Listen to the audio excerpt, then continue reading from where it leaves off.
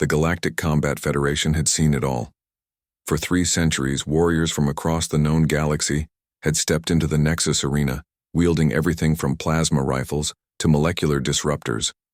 The Krathari brought their bone spears that could pierce starship hulls. The Vorthak wielded energy whips that could slice through titanium. The crystalline Zelthians fought with shard projectiles that moved faster than sound. And then the humans arrived. Ambassador Krell 9 of the Galactic Council had been confident when he implemented Emergency Resolution 2847, complete prohibition of all recognized weapons, tools of combat, and implements of war within the sacred Nexus arena. The resolution, passed unanimously after 3 human contestants had somehow turned kitchen utensils, medical equipment, and even a decorative plant into instruments of devastating victory. Surely, Krell 9 had announced to the assembled delegates, without their primitive tools, these humans will be forced to rely on their natural abilities, which our preliminary scans indicate are thoroughly unremarkable. The other species had nodded in agreement. Humans lacked the Krathari's natural armor plating, the Vorthak's venomous claws, the Zelthians' diamond-hard crystalline skin, or the Morphling's ability to reshape their bodies at will. Strip away their weapons, and humans would be revealed as the weakest species in the galaxy.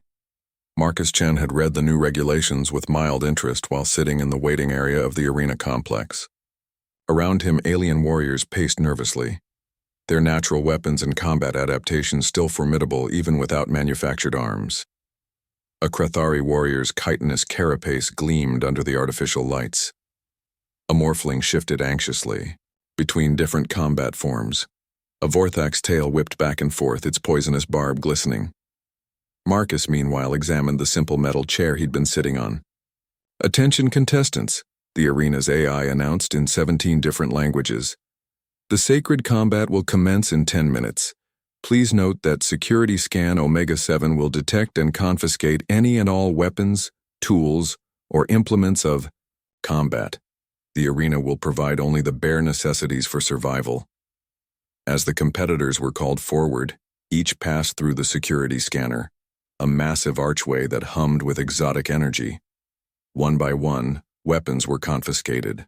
Energy cells, bioweapons, combat stimulants, even sharpened fingernails and toenails were detected and neutralized.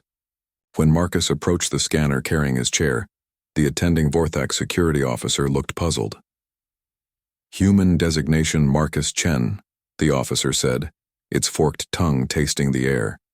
"You cannot bring seating furniture into the combat arena." "It's not a weapon," Marcus replied calmly. "Your scanner will confirm that. It's just a chair." The Vorthak officer consulted its datapad, then looked at the metal chair, a simple utilitarian piece with 4 legs, a seat, and a backrest. The security scanner hummed over it and displayed a green light. No weapons detected, no combat implements, no tools of war. "Furniture is not prohibited," the officer admitted reluctantly. "But why would you bring furniture to combat?"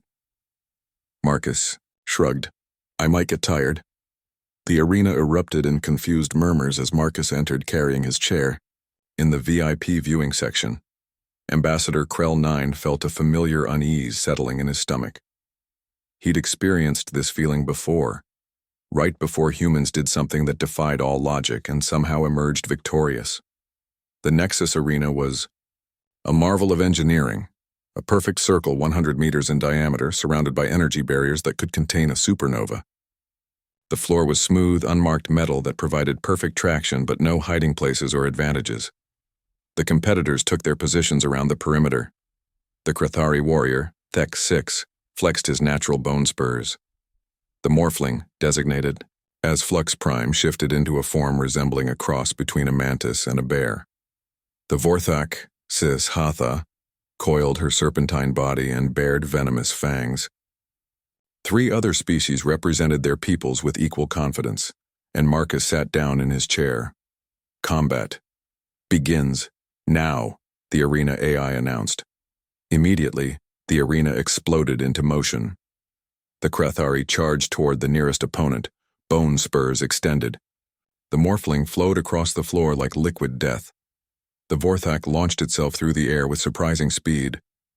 Marcus remained seated, calmly observing the melee around him. The other contestants, in their eagerness to prove themselves, had made a critical error that humans had learned to avoid thousands of years ago. They had engaged multiple opponents simultaneously. Within 30 seconds, 3 contestants had been eliminated through mutual destruction. The morphling had wrapped around the Vorthak while being impaled by the Kratheri's spurs, and all 3 had gone down together. This left Marcus one remaining Krathari, Thek6, and a Zelthian crystal warrior named Shardsinger. Thek6 and Shardsinger circled each other warily, then seemed to reach the same conclusion: eliminate the weak human first, then fight each other for victory. They charged Marcus simultaneously from opposite directions. Marcus stood up, picked up his chair, and swung it in a wide arc. The chair, moving at considerable speed, struck Thek6 in his center mass. The Krathari's natural armor, designed to deflect cutting and piercing attacks, proved ineffective against blunt force trauma delivered by a large, flat surface. Thek6 folded around the chair's impact and crashed to the ground, unconscious. In the same motion, Marcus used the chair's momentum to pivot and bring one of its metal legs down in a precise strike against Shardsinger's crystalline knee joint. Crystal, for all its hardness, was notoriously brittle when subjected to focused pressure at the correct angle. The leg shattered, and Shardsinger collapsed, unable to continue. The arena fell silent.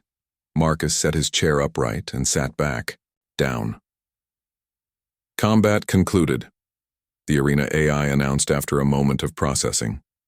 Victory to Human Designation Marcus Chen. In the viewing section, Ambassador Krell 9 stared in disbelief. How? He whispered to his aide.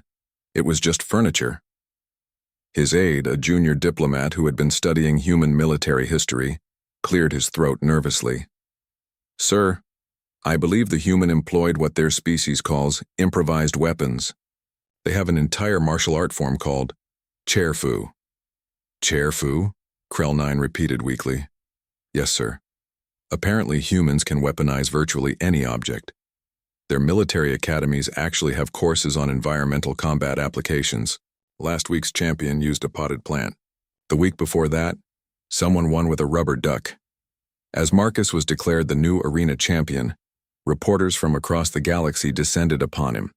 The most persistent was a morphling journalist who had shaped herself into a form optimized for information gathering. Champion Marcus, she said, what was your strategy? How did you know to bring that specific chair? Marcus looked surprised by the question.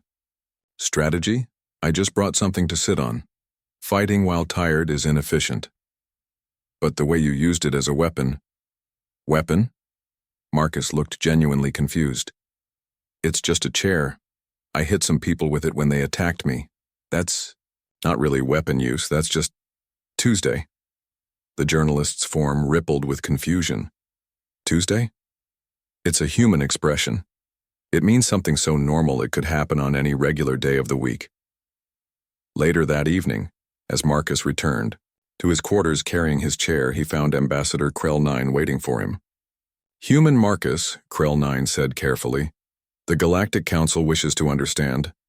What would you consider an actual weapon? Marcus thought for a moment. Well, if you really wanted to see what humans call weapons, you'd have to allow us to bring our military equipment. But you guys said no weapons, so I just brought furniture. Krell 9 felt that familiar unease intensifying. And what exactly constitutes human military equipment? Marcus smiled. The same expression humans wore when they were about to make the rest of the galaxy very nervous. Oh, you know, standard stuff. Plasma cannons, gravitational manipulators, matter converters, pocket-sized black hole generators, reality restructuring devices, basic infantry gear. Krell 9's skin turned 3 shades paler. Basic infantry gear? Sure. Though honestly, the really dangerous stuff is what our engineers carry. You should see what they can do with a screwdriver. And some spare time. As Marcus walked away, still carrying his chair, Ambassador Krell 9 made a mental note to draft Emergency Resolution 2848. Complete prohibition of all furniture, household items, gardening supplies, kitchenware, medical equipment, writing instruments, recreational objects, and anything else humans might conceivably pick up. He paused, stylus hovering over his datapad, and realized with growing horror that he'd just described nearly every object in the known universe. In the arena complex's maintenance bay, a human janitor named Pete looked up from his mop and bucket, having overheard the conversation. He smiled to himself, wondering what the aliens would think if they knew that humans had won interstellar wars with less equipment than he was currently using to clean the floors. But that, Pete figured, was a story for another day.